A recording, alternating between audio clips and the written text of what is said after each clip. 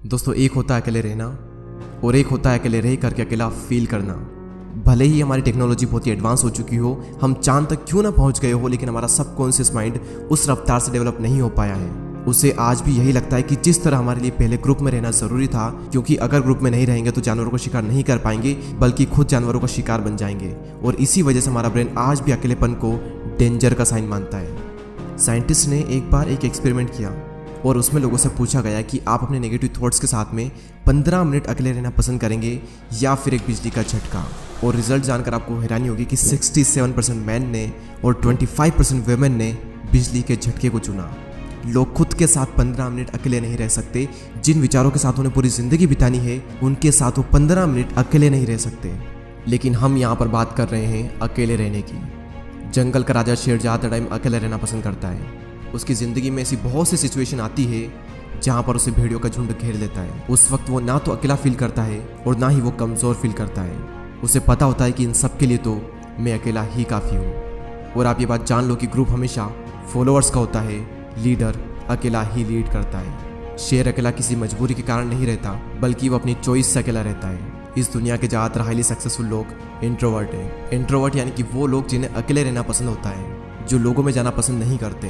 Bill Gates, जो कि Microsoft के को फाउंडर है, 7 दिन के लिए बिना किसी टेक्नोलॉजी के अपने फ्रेंड्स एंड फैमिली से दूर रहकर अकेले रहते हैं। और इसका रीज़न वो ये बताते हैं कि इससे उनकी क्रिएटिविटी बढ़ती है, उनके माइंड में नए नए आइडियाज़ आते हैं। और अपनी लाइफ के कई सारे बड़े बड़े डिसीजन उन्होंने इसी दौरान लिए हैं।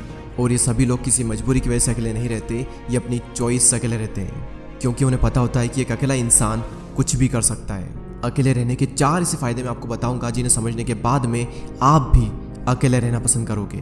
पहला पॉइंट है बूस्ट क्रिएटिविटी। निकोला टेस्ला, जो कि एक महान वैज्ञानिक रह चुके हैं, जिसकी वजह से हमारे घर में इलेक्ट्रिसिटी आ रही है, जिनकी वजह से आज हम इतनी गर्मी में एशियन कूलर की हवा ले रहे हैं, जिन्होंने 300 से भी ज़्यादा इन्वेंशन किए हैं। उनका कहना यह है कि be alone that is the secret of invention, be alone that is when ideas are born. अकेले रहो क्योंकि यही वो समय है जहाँ पर आइडियाज़ पनपते हैं। अकेले रहो क्योंकि यही वो टाइम है जब इन्वेंशन होते हैं। निकोला टेस्ला जब खोज कर रहे थे तब उनके पास कोई भी ज़्यादा बड़ी टीम नहीं थी। उन्होंने ज़्यादातर जो इन्वेंशन है वो अकेले रहकर अपनी लैब में किए। और रिसर्च बताती है कि जब आप अकेले होते हो और कुछ भी नहीं कर रहे होते हो, तब आपके ब्रेन के DMN यानी कि डिफ़ॉल्ट मोड नेटवर्क में ज़्यादा एक्टिविटी होने लगती है। और इसी नेटवर्क की वजह से इंसान क्रिएटिव सोचता है, उसके ब्रेन में नए नए आइडियाज़ आते हैं। सर आइजैक न्यूटन को भी ग्रेविटी का आइडिया तब आया था जब वो अकेले एक एप्पल ट्री के नीचे बैठे थे। मेरे इस यूट्यूब चैनल पर इतनी सारी वीडियो है, इनमें से एक भी वीडियो ऐसी नहीं है जो कि मैंने किसी के साथ बैठकर बनाई हो। सारी वीडियोस के आइडिया मुझे अकेले में आए हैं और सभी वीडियो की स्क्रिप्ट मैंने अकेले बैठकर ही लिखी है। अगर मेरे साथ कोई है तो मैं कभी भी काम नहीं कर सकता। मुझे एकांत माहौल चाहिए क्रिएटिव सोचने के लिए। सेकंड पॉइंट है इंक्रीज्ड फोकस। जब आप अकेले रहोगे तो उन सभी लोगों से दूर रहोगे जो कि आपका ध्यान भटकाते हैं। आपका पूरा फोकस बस एक ही जगह पर रहेगा, आप चाह कर भी भटक नहीं सकते। आज से 4 साल पहले जब मैंने अपनी यूट्यूब जर्नी स्टार्ट की थी, तब मेरी लाइफ में सिर्फ 3 से 4 ही फ्रेंड थे और उनसे भी मेरा मिलना बहुत ही कम होता था। उस वक्त मैं ज़्यादातर टाइम अकेला ही रहता था और मुझे बहुत अच्छा लगता अकेले रहना, क्योंकि अकेले में मैं एक जोन में होता था।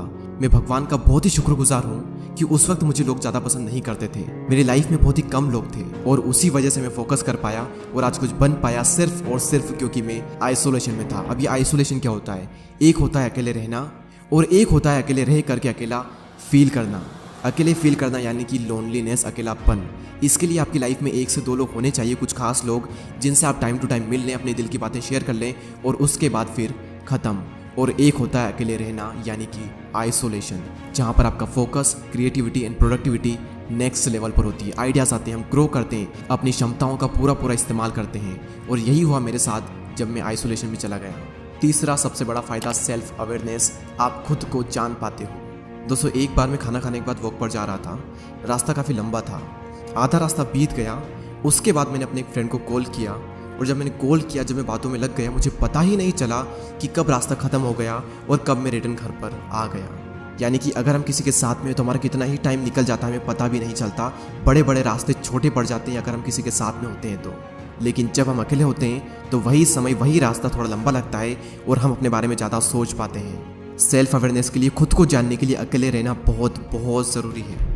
और अगर आपको ये लगता है कि आप सेल्फ अवेयर हो, आप खुद को बहुत ही अच्छे तरीके से जानते हो, तो आप सभी लोग ये बात जान लो कि 5000 ऐसे लोग थे जिनको ये लगता था कि वो सेल्फ अवेयर हैं, लेकिन जब उनका सेल्फ अवेयरनेस का टेस्ट किया गया तो उनमें से सिर्फ 10 से 15% ऐसे लोग थे जो कि सेल्फ अवेयर थे। जिन्हें अपना पेशेंट पता था, जिन्हें अपनी स्ट्रेंथ पता थी, जिन्हें अपनी वीकनेसेस पता थी। बाकी लोगों के अंदर सारी चीज़ें हैं लेकिन उन्हें पता कुछ भी नहीं है। तो अकेले समय बिताओ और खुद को जानो, क्योंकि जो पूरी दुनिया को जानने में लगा रहता है वो किसी को भी नहीं जान पाता, लेकिन जो खुद को जान लेता है वो सभी को जान लेता है। नेक्स्ट पॉइंट यहाँ पर आता है मास्टर योर इमोशन। यहाँ पर फिर से वही बात आती है कि जो इंसान अपने इमोशंस को समझ लेता है वो पूरी दुनिया के इमोशंस को समझ लेगा। Royal Enfield, Mountain Dew, Maggi और ऐसी और भी कई सारी कंपनी के आपने एडवर्टाइजमेंट जरूर देखे होंगे।